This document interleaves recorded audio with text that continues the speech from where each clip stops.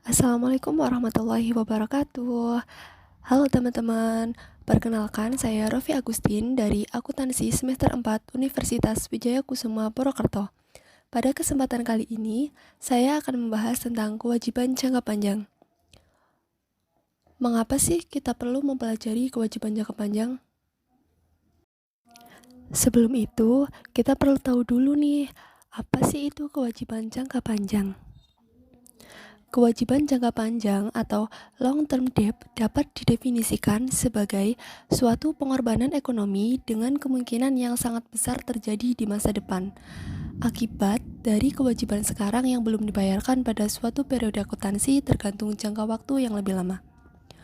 Menurut Barituan menjelaskan bahwa hutang jangka panjang digunakan untuk menunjukkan hutang-hutang yang pelunasannya dilakukan dalam waktu lebih dari 1 tahun atau akan dilunasi dari sumber-sumber yang bukan kelompok aktiva lancar. Jadi, kewajiban jangka panjang merupakan kewajiban yang pelunasannya lebih dari satu periode akuntansi. Kewajiban jangka panjang dapat diperoleh melalui berbagai sumber, di antaranya adalah dari perusahaan lain, investor, maupun bank. Sumber modal berupa hutang ini dapat digunakan untuk proses produksi, distribusi, pemasaran, upah karyawan, research and development, pembiayaan alat, dan perawatan alat. Akun-akun kewajiban jangka panjang. Ada beberapa akun dalam kewajiban jangka panjang.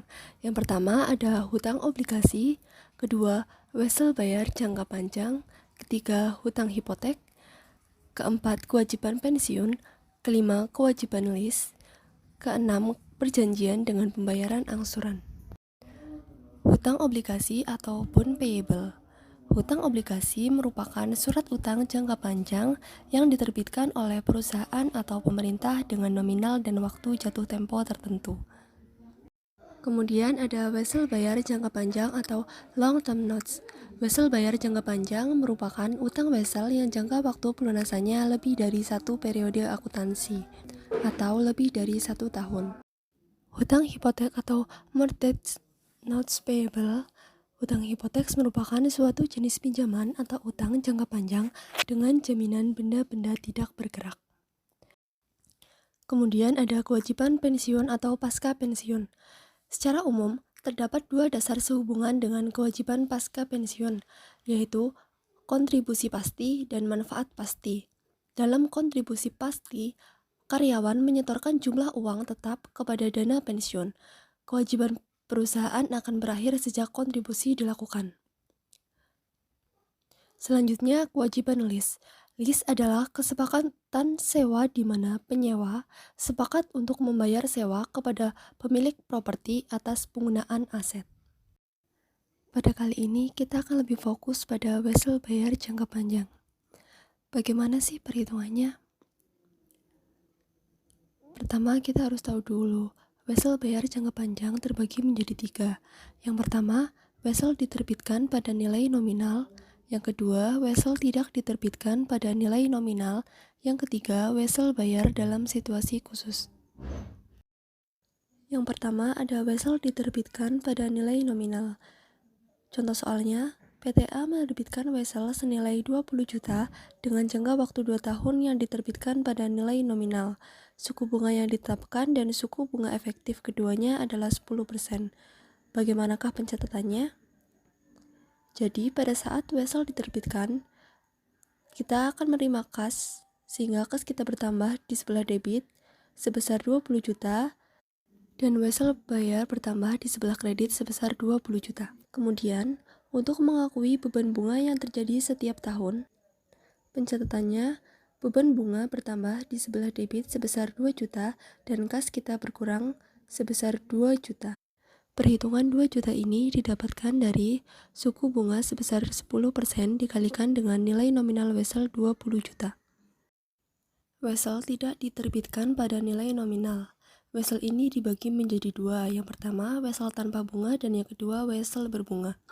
Contoh soal untuk wesel tanpa bunga, PTA menerbitkan wesel tanpa bunga berjangka waktu 3 tahun senilai 20 juta kepada PTB dengan suku bunga implisit yang sama dengan total kas yang dibayarkan.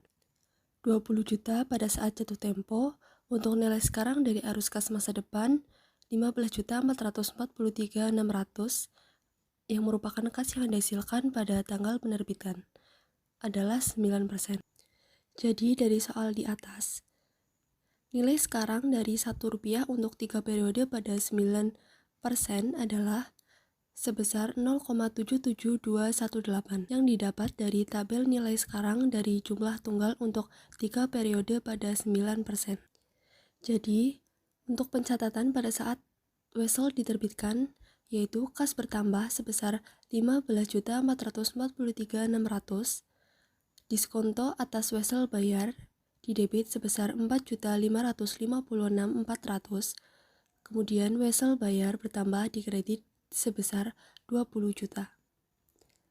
Kas sebesar 15.443.600 didapat dari 0,77218 dikalikan dengan nilai nominal wesel yaitu 20 juta.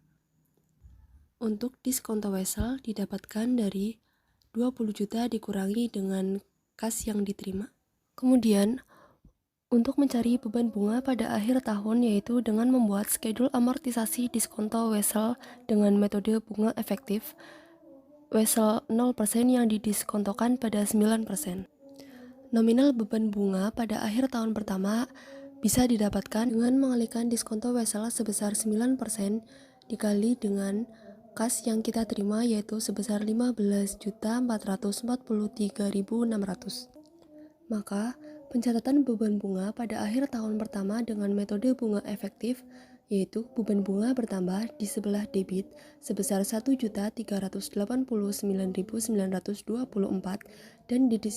dan diskonto atas wesel bayar di kredit sebesar 1.389.924. Contoh soal wesel berbunga. PTA menerbitkan wesel berbunga senilai 20 juta berjangka waktu 3 tahun pada 10% kepada PTB secara tunai. Suku bunga pasar untuk wesel dengan risiko sejenis adalah 12%. Dari soal di atas, kita perlu mencari nilai sekarang dari kedua arus kas tersebut. Caranya, nilai nominal wesel dikurangi dengan nilai sekarang pokok wesel yaitu 20 juta dikalikan dengan nilai sekarang dari jumlah tunggal atas wesel dengan periode 3 dengan bunga 12%, yaitu sebesar 0,71178. Kemudian dikurangi dengan nilai sekarang bunga sebesar 2 juta, dikalikan dengan nilai sekarang dari anuitas biasa dengan periode 3, 12%, didapatkan 2,40183. Sehingga selisih atau diskontonya sebesar 960.740. Jurnal pada saat penerbitan wesel yang dicatat oleh PTA yaitu kas sebesar 19.039.260 di debit, diskonto atas wesel bayar sebesar 960.740 di debit, dan wesel bayar bertambah di kredit sebesar 20 juta.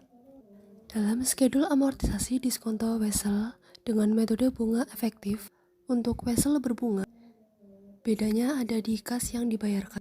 Kas yang dibayarkan tersebut didapatkan dari suku bunga 10% dikalikan dengan nilai nominal wesel 20 juta. Untuk perhitungan beban bunga masih sama seperti sebelumnya, yaitu bunga diskonto 12% dikalikan dengan jumlah kas yang diterima pada saat penerbitan wesel.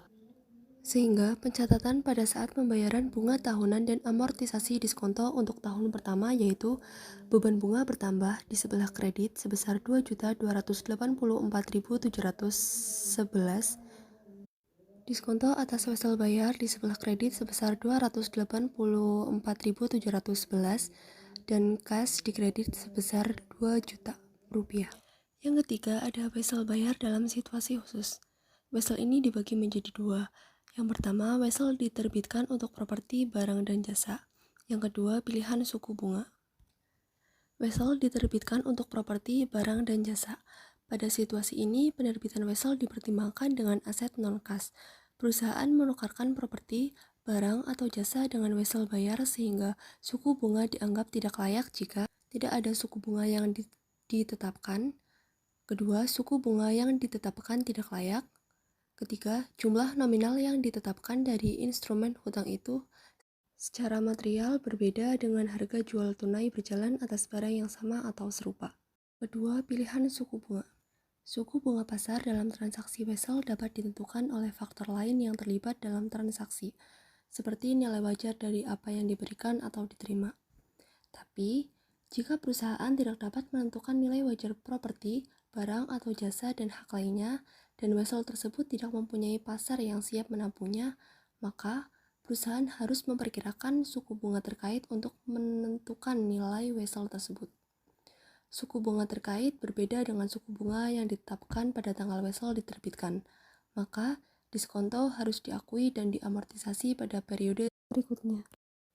Dari penjelasan dan perhitungan di atas, kita dapat mengetahui apa pentingnya mempelajari kewajiban jangka panjang.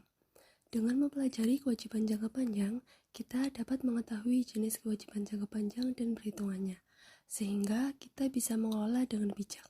Selain itu, dengan mengetahui kondisi hutang jangka panjang perusahaan, kita bisa merencanakan strategi untuk melunasi hutang sehingga tidak terjadi hal-hal yang merugikan perusahaan. Informasi keuangan apa sih yang bisa didapat dari kewajiban jangka panjang? Yang pertama, informasi terkait jatuh tempo pelunasan jangka panjang. Kedua, besar bunga yang diperhitungkan. Ketiga, total hutang yang dilunasi. Keempat, mengetahui posisi keuangan perusahaan baik atau tidak. Selanjutnya, rasio hutang terhadap total aktiva. Rasio berapa kali bunga dihasilkan. Mengukur kemampuan perusahaan dalam membayar hutang dan bunganya, dan memberi informasi tentang kemampuan membayar hutang dan solvensi jangka panjang. Sekian untuk belajar hari ini mengenai kewajiban jangka panjang. Mohon maaf apabila ada tutur kata yang kurang berkenan dan mungkin kata-kata yang kurang bisa dipahami. Terima kasih semuanya. Wassalamualaikum warahmatullahi wabarakatuh.